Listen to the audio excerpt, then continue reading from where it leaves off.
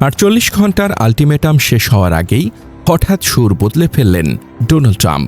তিনি জানালেন ইরানের সঙ্গে নাকি খুবই ফলপ্রসূ আলোচনা চলছে এবং সেই কারণেই তিনি তার প্রতিরক্ষা দপ্তরকে পরবর্তী 5 দিন কোনো হামলা না করার নির্দেশ দিয়েছেন। শুনতে কূটনৈতিক মনে হলেও এর পেছনে লুকিয়ে আছে এক জটিল ভূরাজনৈতিক খেলা। টাইমিংটি খেয়াল করুন। ঘোষণা এসেছে সোমবার, যেদিন আন্তর্জাতিক মার্কেট ওপেন হয়, আর নতুন 5 দিনের সময়সীমা শেষ হবে শুক্রবার, মার্কেট ক্লোজ হওয়ার দিন। এটা কাকতালীয় না।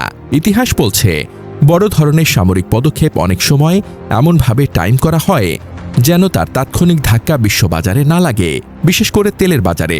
কারণ স্ট্রেইট অফ হরমুজ দিয়ে যায় বিশ্বের প্রায় 20% তেল সরবরাহ। এখানে উত্তেজনা মানেই তেলের দাম লাফিয়ে বাড়া, আর তার সরাসরি প্রভাব পড়ে বিশ্ব অর্থনীতিতে। ট্রাম্প দাবি করলেও ইরান সরাসরি তা অস্বীকার করেছে। Islamic Republic of Iran ministry of foreign affairs স্পষ্ট জানিয়েছে, যুক্তরাষ্ট্রের সঙ্গে কোনো সরাসরি আলোচনা চলছে না। তাহলে প্রশ্ন আসে, এই ফলপ্রসূ আলোচনা কথাটা কোথা থেকে এলো? বিশ্লেষকরা বলছেন এটা হতে পারে সময় ক্ষেপণের কৌশল, বাজারকে শান্ত রাখার চেষ্টা, অথবা সামরিক প্রস্তুতির জন্য সময় নেওয়া। ইরান কিন্তু এক চুলো নরম হয়নি। তারা স্পষ্ট বার্তা দিয়েছে, হামলা হলে শুধু ইরান নয়, পুরো গালফ অঞ্চল চলবে। পার্সিয়ান গালফ অঞ্চলের মার্কিন ঘাঁটি ও মিত্র দেশগুলোর টার্গেটে পরিণত হতে পারে। এই হুমকিটা হালকাভাবে নেওয়ার মতো নয়, কারণ এই অঞ্চলে রয়েছে সৌদি আরব, সংযুক্ত আরব আমিরাতের মতো গুরুত্বপূর্ণ তেল উৎপাদনকারী দেশ। ট্রাম্প বুঝতে পেরেছেন এখন হামলা করলে পরিস্থিতি তার নিয়ন্ত্রণের বাইরে চলে যাবে, তাই তিনি আপাতত সময় নিচ্ছেন। কিন্তু এই সময় নেওয়া যে শান্তির জন্য নয়, বরং আরও ভালোভাবে প্রস্তুত নেওয়ার জন্য, তা স্পষ্ট। ইরানের জন্য এটি একটি সাময়িক সাফল্য। তারা দেখিয়ে দিয়েছে যে চাপের মুখে তারা মাথা নত করে না। কিন্তু যুদ্ধ এখনও শেষ হয়নি।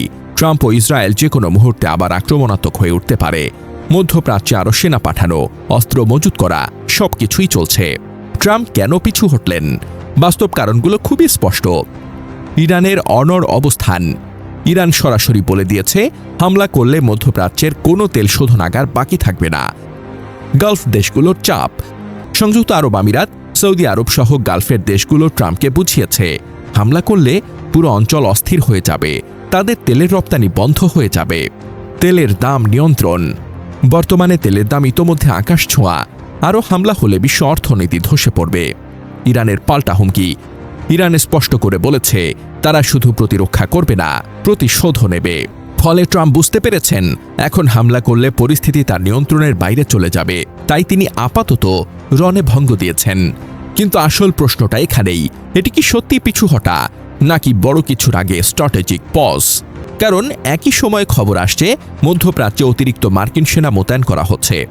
এটা কিন্তু শান্তির ইঙ্গিত নয়, বরং প্রস্তুতির ইঙ্গিত। অনেক বিশ্লেষক মনে করছেন এটা হতে পারে একটা ফাঁদ। সামনে শান্তির বার্তা, ভেতরে ভেতরে অস্ত্র মজুত, সময় নিয়ে পূর্ণ প্রস্তুতি, তারপর হঠাৎ করে ছোট বা বড় কোনো হামলা।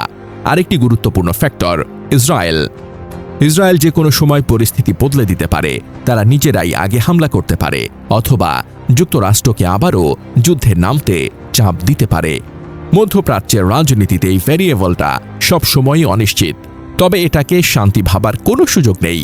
এটা শুধুই ঝড়ের আগে সাময়িক নীরবতা হতে পারে। কারণ ইতিহাস বলে, মধ্যপ্রাচ্যে যুদ্ধ কখনো ঘোষণা দিয়ে আসে না, হঠাৎ করেই শুরু হয়ে যায়।